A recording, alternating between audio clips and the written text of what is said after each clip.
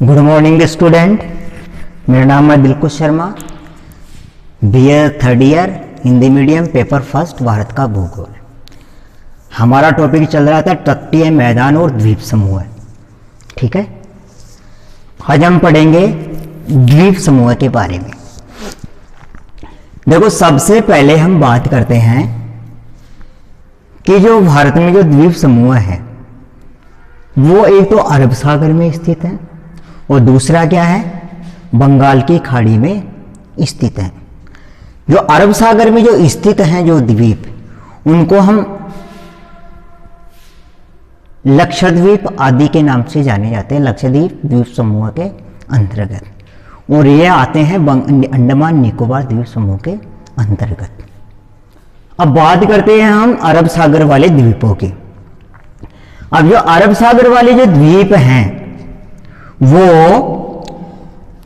जो ये किनारा है, पश्चिमी किनारा, इस पश्चिमी किनारे से लगभग 200 से 300 किलोमीटर की दूरी पर स्थित हैं। 200 से लेकर 300 किलोमीटर की दूरी पर स्थित हैं। और लक्षद्वीप में 25 द्वीप स्थित हैं। टोटल द्वीप कितने हैं? 25 द्वीप इसके अंतर्गत स्थित हैं। और जो लक्षद्वीप की जो राजधानी है उसका नाम क्या है? कवरत्ती है। क्या नाम है? कवरत्ती। ठीक, जो कवरत्ती द्वीप पर स्थित है। ये जो द्वीप समूह है, इसमें जो सबसे बड़ा जो द्वीप समूह है, जो द्वीप है वो मिनिकॉय द्वीप है। सबसे बड़ा जो द्वीप है जो कौन सा है? मिनिकॉय द्वीप है। और सबसे छोटा जो द्वीप है वो बत्रा द्वीप है। कौन सा द्वीप है? बत्रा द्वीप है। इन द्वीपों में जो 25 द्वीप हैं, इन द्वीपों में जो सबसे प्रमुख जो द्वीप है जो कदामात है।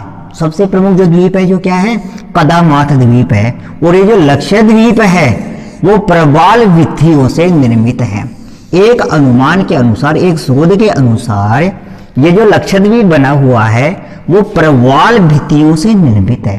जो चूना प्रधान या मूंगा प्रधान जो चट्टानें होती हैं उनसे निर्मित है। लेकिन कई विद्वान क्या बोलते हैं कि जो अरब सागर वाला जो भाग है उसमें जो अरावली का जो अवशेष है, जो अरावली का जो अवशेष है उसका जो भाग जो अरब सागर में जो उठा हुआ है, पानी से ऊपर जो उठा हुआ है, उसका इसको अवशेष बताते हैं। किसको?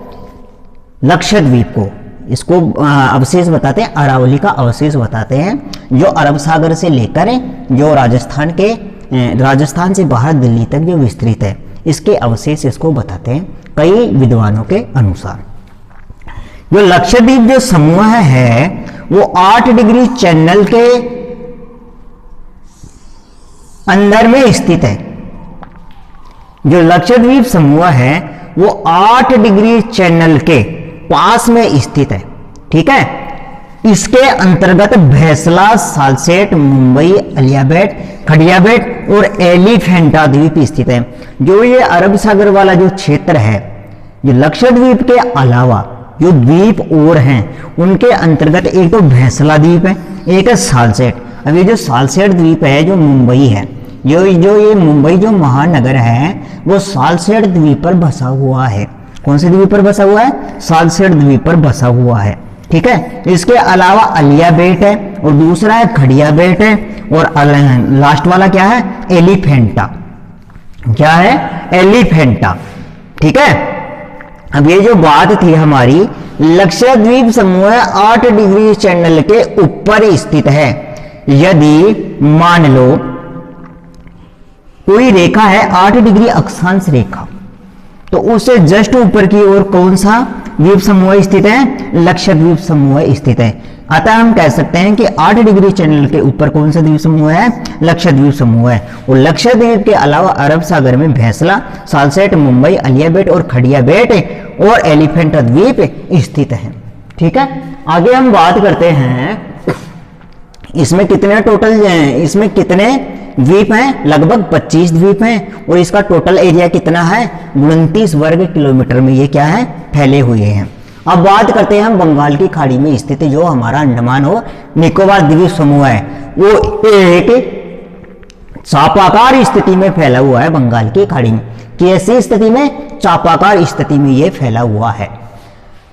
इसका टोटल एरिया 509 किलोमीटर की लंबाई में फैला हुआ है। ये यदि धनुष की आकृति में फैला हुआ है तो टोटल इसकी लंबाई कितनी है? 509 किलोमीटर है। और कुल द्वीप इसमें कितने हैं? 204 हैं। यदि हम इन छोटे छोटे द्वीपों को यदि गिनने की कोशिश करें तो इसमें टोटल द्वीप कितने हैं? 5 हैं। टोटल द्वीप कितने हैं? लगभग 204 द्वीप इसके अंतर्गत हैं। दक्षिणतम बिंदु 6 डिग्री 45 मिनट। अब यदि हम बात करते हैं तो ये जो मुख्य भूमि है ये प्रारंभ होती है 8 डिग्री 4 मिनट से। ये कहां से चालू होती है? 8 डिग्री 4 मिनट से। और इसका दक्षिणतम बिंदु किसका? अंडमान निकोबार का दक्षिणतम बिंदु क्या है? 6 डिग्री 45 मिनट है। तो कहने का तात्पर्य क्या है कि ये इससे भी नीचे वाला इसका भाग आता है, इसके नीचे वाला। तो ये कहां से चालू हो रहा है? 6 डिग्री 45 मिनट से ये प्रारंभ हो रहा है।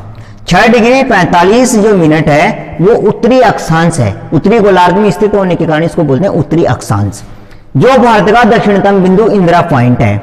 अब यदि हम भारत की यदि बात करते हैं कि भारत का सबसे दक्षिणतम बिंदु क्या है, वो है अंडमान निकोबार द्वीप समूह में स्थित 6 डिग्री 45 मिनट अक्षांश पर स्थित कौन सा बिंदु है? इंदिरा पॉइंट स्थित है। और उत्तर में कौन सा है? इंदिरा कोल है। उत्तर में क्या है? इंदिरा कोल। और दक्षिण में क्या है? इंदिरा पॉइंट है। और यदि मुख्य भूमि की यदि बात करते हैं, मुख्य भूमि जो विस्तृत भूभाग का नीचे वाला जो पॉइंट है दक्षिणतम बिंदु, वो पॉइंट है कन्याकुमारी। ठीक है, वो कितने डिग्री अक्षांश पर है? 8 डिग्री 4 मिनट पर यह स्थित है। इसकी सबसे ऊंची जो चोटी है वो सैंडल पीक है। सबसे जो ऊंची जो चोटी है वो सैंडल पीक है। उसकी ऊंचाई कितनी है? 750 मीटर ऊंची है। कुल क्षेत्रफल इसका कितना है? 8326.85 वर्ग किलोमीटर है। इसका कुल क्षेत्रफल कितना है? 8326.85 वर्ग किलोमीटर है। और अंडमान और निकोबार द्वीप समूह के मध्य 10 डिग्री चैनल स्थित है। यदि अंडमान और निकोबार द्वीप समूह को यदि हम अलग करने की कोशिश करें तो इसके मध्यवर्ती भाग में 10 डिग्री अक्षांश रेखा गुजर रही है, इसलिए इसको बोलते हैं 10 डिग्री चैनल रेखा। अब ये चैनल क्यों बना है? क्योंकि इसके बीच में क्या है? खाई है, उसमें पानी भरा हुआ है। और वो किस रेखा के समानांतर है? 10 डिग्री अक्षांश रेखा के समानांतर, इसलिए इसको बोलते हैं 10 डिग्री चैनल रेखा।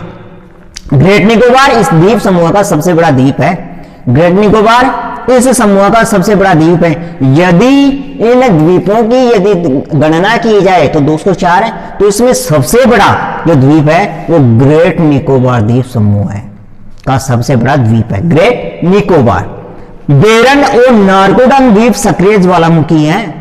जो बेरन जो द्वीप है और नारकोडम जो द्वीप है, यहां पर हमेशा सक्रिय ज्वालामुखी उद्वेदित होती रहती है। यहाँ पे ज्वालामुखी अपना लावा निकालती रहती है, मैग्मा निकालती रहती है। इसके अलावा अंडमान निकोबार द्वीप समूह के अलावा जो यहाँ पे जो महानदी है, यहाँ पे जो गंगा नदी है, यहाँ पे जो गोदावरी नदी है, यहाँ पे जो कृष्णा नदी है, यहाँ पे जो कावेरी है, ये देखो कावेरी, ये है कृष्णा, ये है गोदावरी, ये है महानदी और ये है गंगा नदी। अब ये नदियां इसे बंगाल की खाड़ी में जब पानी ला कर छोड़ती हैं तो इनके साथ में क्या आती है? मिट्टी साथ में आती है।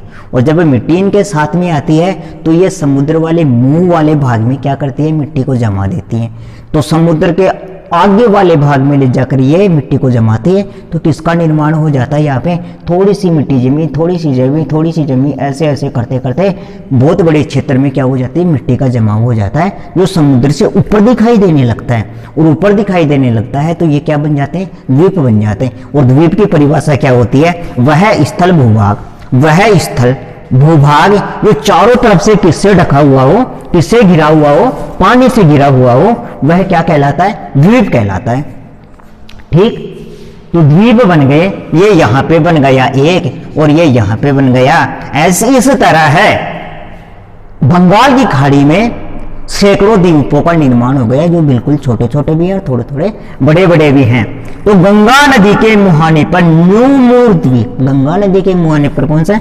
न्यू मोर द्वीप। हुगली नदी, अब ये हुगली कौन सी है? ये गंगा की एक ही शाखा है, हुगली नदी। ठीक है, तो हुगली नदी के स्थान पर ये पार्ट है थोड़ा सा पश्चिम बंगाल में। इसके किनारे पर मुंह पर सागर द्वीप और महानदी पे सोट और व्हीलर द्वीप, और चिल्का के उत्तर में जो चिल्का जो झील है महानदी के आसपास वाले इलाकों में, महानदी के पास में चिल्का झील का निर्माण होता है। और चिल्का झील के उत्तर में कौन से द्वीप हैं? भासरा और मांड्रा द्वीप स्थित है। भासरा और मांड्रा द्वीप स्थित है। और पंबन द्वीप का निर्माण भी इसी बंगाल की खाड़ी में हुआ है। ठीक है, इस तरह हम आगे चलते हैं। नेल्लोर के पास में श्रीहरिकोटा द्वीप है। जब भी भारत के वैज्ञानिक अंतरिक्ष अनुसंधान के द्वारा अंतरिक्ष अनुसंधानों में जब रॉकेट लॉन्च किया जाता है, उपग्रह छोड़े जाते हैं, तो वो श्रीहरिकोटा से छोड़ा जाता है, जहां पर अंतरिक्ष उपग्रह प्रक्षेपण केंद्र स्थित है। ठीक है, जो श्रीहरिकोटा जो द्वीप है वहां पे अंतरिक्ष उपग्रह प्रक्षेपण केंद्र स्थित है, जो कहां पे है? नेल्लोर के पास में, जो कहां है? बंगाल की खाड़ी में। आगे है तूतीकोरन हेयर द्वीप। तूतीकोरन के पास में हेयर द्वीप, जो किससे निर्मित है? किससे निर्मित है? यह निर्मित है प्रवाल भित्ति द्वारा निर्मित है ये। ठीक है, कौन सा? हेयर द्वीप। कहां पे है? तूतीकोरन के पास में। और ये किसके द्वारा निर्मित है? प्रवाल भित्ति के द्वारा निर्मित है। इस प्रकार ये जो हमारा है कौन सा वाला भाग? द्वीप समूह वाला भाग कंप्लीट होता है। इसके बाद में हम बात करते हैं तटीय मैदान की। कौन से वाले भाग की? तटीय मैदान की। ये जो तटीय मैदान है वो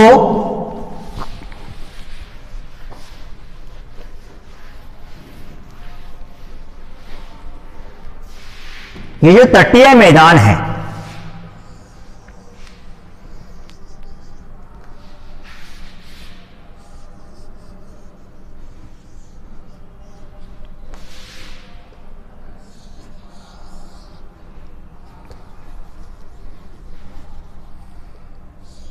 जो तटीय मैदान है एक तो है पूर्वी, ये जो दिशा होती है लेफ्ट राइट, ये है पूर्व दिशा, और ये है पश्चिम दिशा। जो पश्चिम दिशा में जो तटीय क्षेत्र में जो मैदान है उसको बोलते हैं पश्चिमी मैदान, तटीय मैदान। और जो पूर्व दिशा में स्थित है मैदान उसको बोलते हैं पूर्वी तटीय मैदान। ठीक, यह है पश्चिमी तटीय मैदान। ठीक, ये लो पूर्वी तटीय मैदान और पश्चिमी तटीय मैदान। इधर मैं कर देता हूं पश्चिमी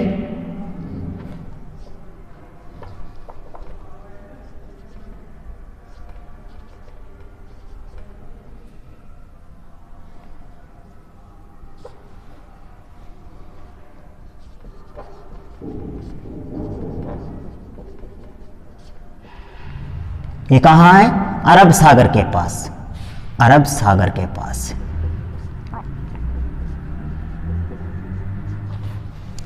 और ये है पूर्वी तटीय मैदान। ये कहां है? बंगाल की खाड़ी के पास। ठीक, बंगाल की खाड़ी के पश्चिम में कौन सा तट स्थित है? पूर्वी तटीय मैदान। यह है बंगाल की खाड़ी। यदि यह बंगाल की खाड़ी है तो बंगाल की खाड़ी का पूर्व इधर हुआ, पश्चिम इधर हुआ, तो बंगाल की खाड़ी के पश्चिम में कौन सा तट स्थित है? यह है पूर्वी तटीय मैदान। यह अरब सागर है। और अरब सागर की यदि दिशा पूछें कि अरब सागर की कौन सी दिशा में पश्चिमी तटीय मैदान है, तो कहेंगे अरब सागर के पूर्वी दिशा में कौन सा तट स्थित है, पश्चिमी तटीय मैदान स्थित है अरब सागर के पूर्व में, और ये बंगाल की खाड़ी के पश्चिम में पूर्वी तट स्थित है। तो नंबर 1 हो गया पश्चिमी तट और दूसरे नंबर पे हो गया पूर्वी मैदानी तट या मैदान। ठीक है, अब इसका हम यदि अध्ययन करते हैं तो अध्ययन की सुविधा के अनुसार हम इनमें मुख्य मुख्य पॉइंटों का अध्ययन करेंगे। ठीक है,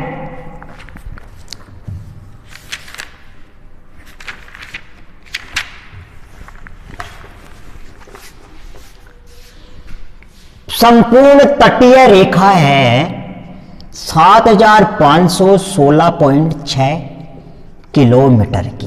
कहने का तात्पर्य यहां से गुजरात से लेकर पश्चिम बंगाल तक प्लस राज्य प्लस द्वीप, टोटल कितनी है 7516.6 किलोमीटर। ठीक, टोटल राज्यों की ही करते हैं तो राज्यों की है 6100 किलोमीटर, केवल राज्यों की। केवल द्वीपों की बात करते हैं तो कितनी है 1416.16 किलोमीटर है। ठीक, कितनी है 1416.16 किलोमीटर है। टोटल कितनी है 7516.6 किलोमीटर। अब ये जो मैदान है वो देखो,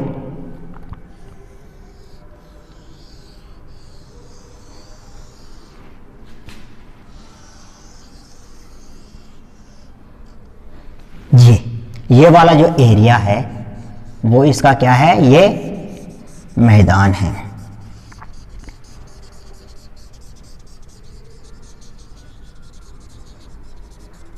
अब ये कहना है देखो,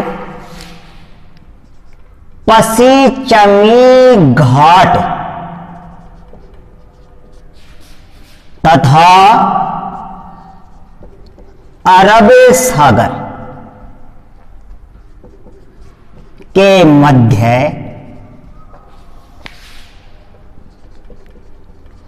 पसीचमी मैदान स्थित है। ठीक, ये कहां स्थित है, बंगाल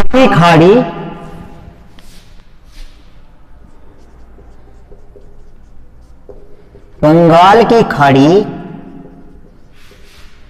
और पूर्वी घाट मध्य पूर्वी मैदान स्थित है। ठीक है, यह जो मैदान है तट, पहले हम पढ़ लेते हैं कौन सा, पश्चिमी तट।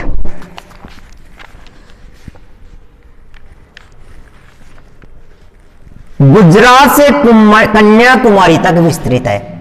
यह है गुजरात से कन्याकुमारी तक विस्तृत है। ठीक,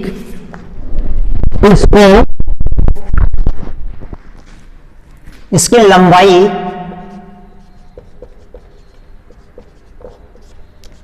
1600 किलोमीटर है, चौड़ाई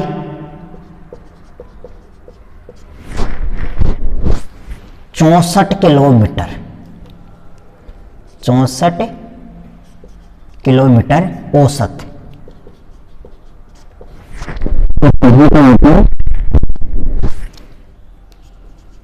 50 किलोमीटर कहीं कहीं पर। औसत ऊंचाई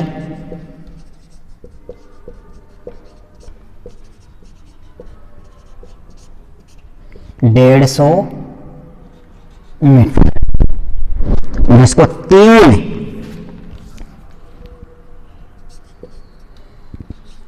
तीव्रगामी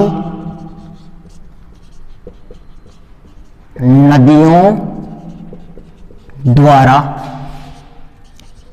ज्वार नदमुख का निर्माण।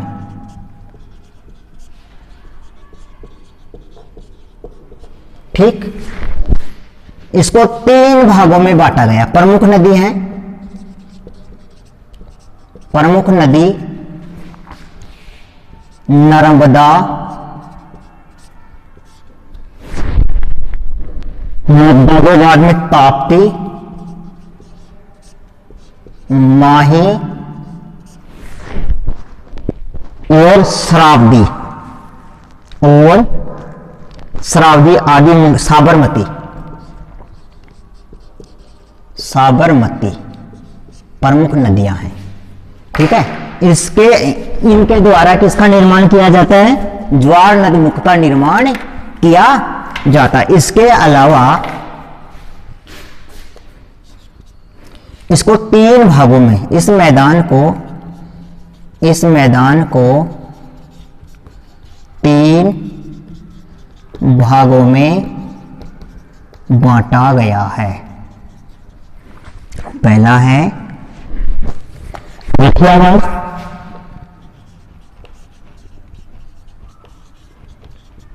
दूसरा है गोकर्ण तट, तीसरा है मालाबार तट। ठीक, गोकर्ण जो तट है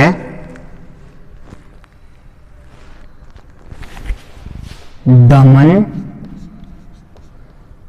और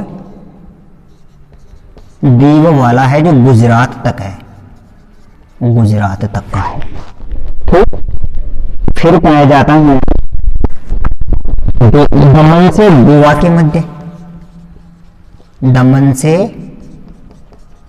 गोवा के मध्य, दमन से गोवा के मध्य, दमन से गोवा के मध्य।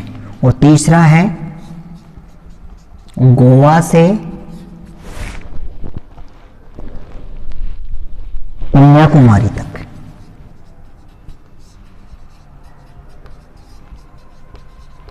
ठीक, ये हमारा होता है, कंप्लीट होता है। ये वाला जो है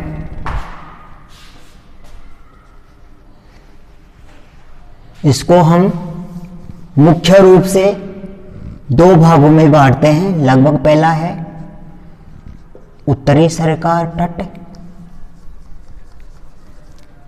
पहला मान लेते हैं उत्कल का तट,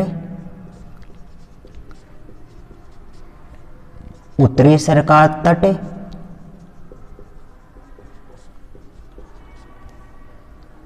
और तीसरा है कोरोमंडल तट, कोरोमंडल तट। मुख्य रूप से उपविभाग। ठीक, अब ये जो मैदान है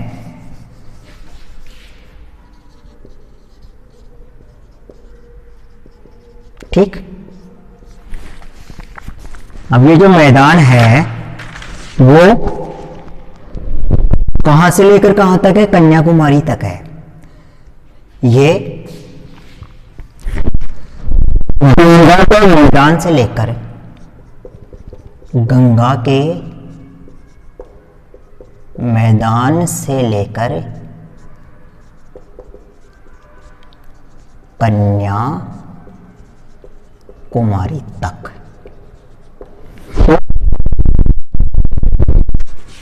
तट केप कोमरीन से लेकर यह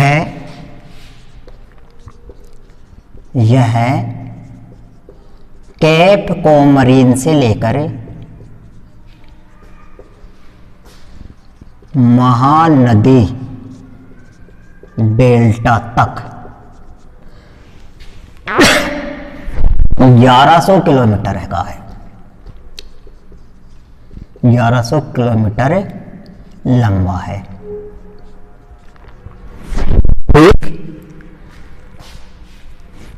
औसत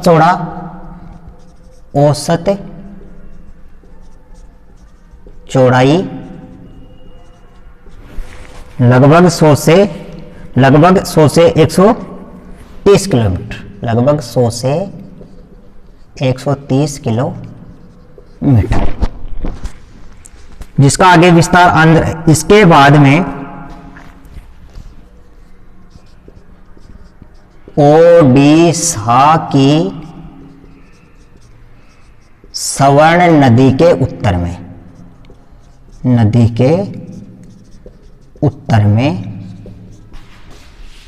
उत्कल का मैदान, ठीक है, 400 किलोमीटर लंबा है।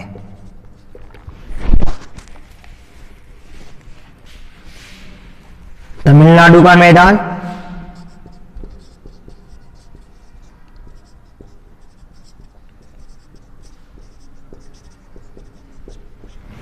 675 किलोमीटर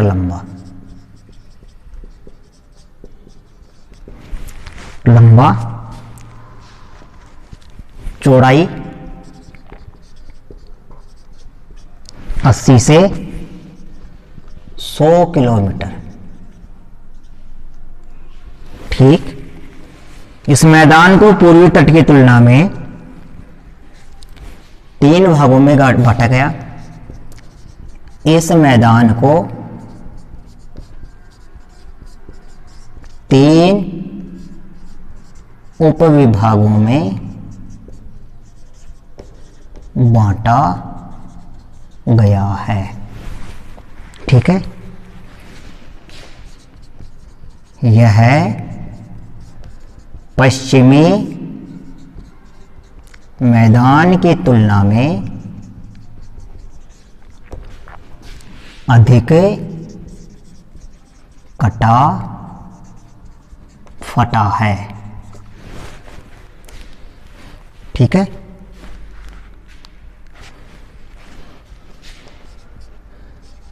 भारत का सबसे बड़ा समुद्री तल चेन्नई में मेरीना बीच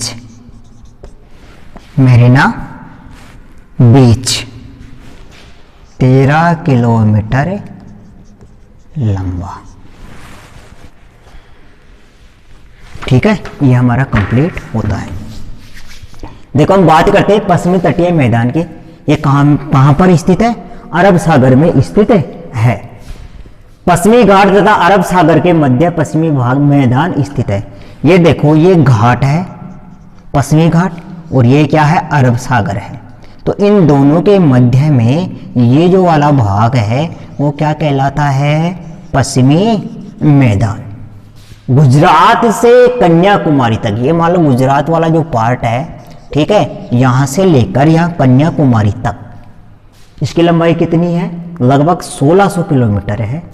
चौड़ाई 64 किलोमीटर औसत, और कहीं कहीं पर 50 किलोमीटर पाई जाती है। औसत ऊंचाई लगभग 150 मीटर ऊंचा, समुद्र तल से 150 मीटर ऊंचा है ये।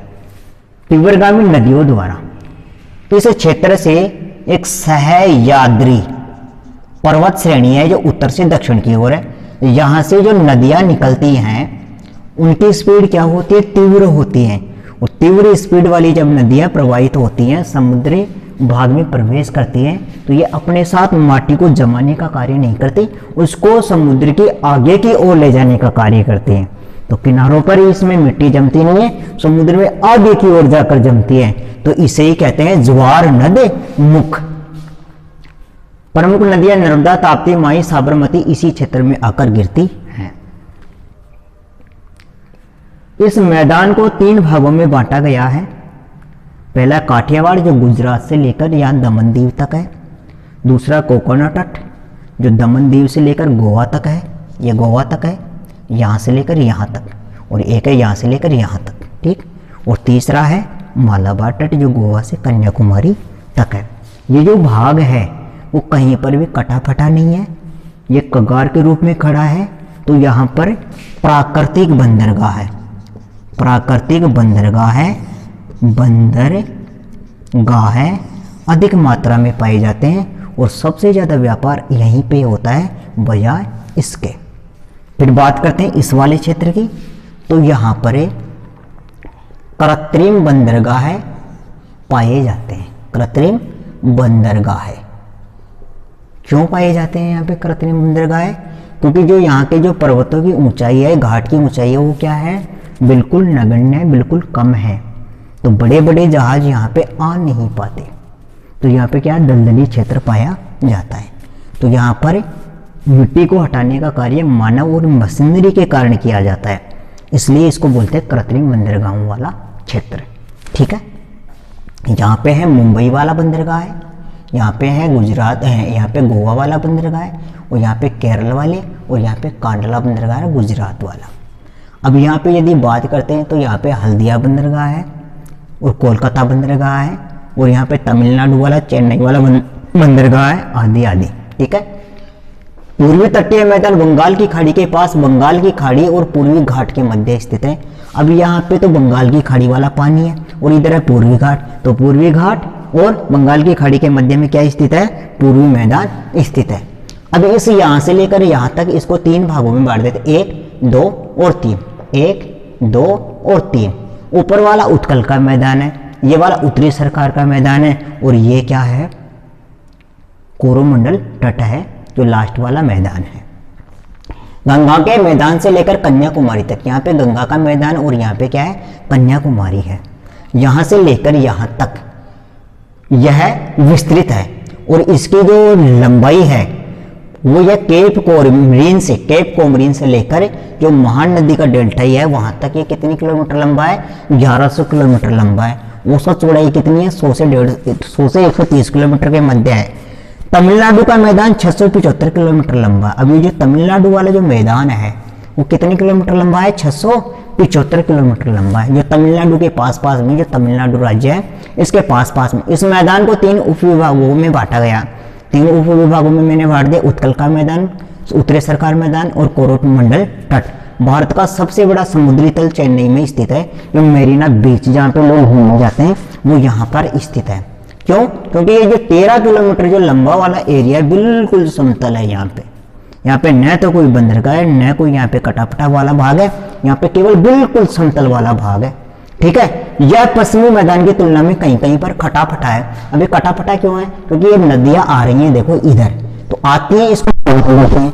यहाँ पे है गंगा नदी, यहाँ पे है महानदी, यहाँ पे है गोदावरी नदी, यहाँ पे है कृष्णा नदी और यहाँ पे है कावेरी नदी। यह है गंगा, यह है महानदी, यह गोदावरी, ये कृष्णा और ये है कावेरी। तो ये जो नदियां प्रवाहित होती हैं वो इसको कटा फटा यानी जगह जगह काट रखी है। तो किसकी तुलना में ये ज्यादा कटा फटा हुआ है? पश्चिमी तट की तुलना में ये ज्यादा कटा फटा हुआ है। इस तरह ये हमारा पॉइंट क्लियर होता है तटीय मैदानों के रूप में। ये हमारा पॉइंट कंप्लीट होता है। भारत के जो फिजिकल स्ट्रक्चर हैं वो हमारे आज कंप्लीट होते हैं। इसके बाद में हम अफवाह तंत्र की ओर बढ़ेंगे। ठीक है, अगला वाला जो चैप्टर है उसको अच्छी तरीके से देख के आना, उसको देखना भी। ठीक है।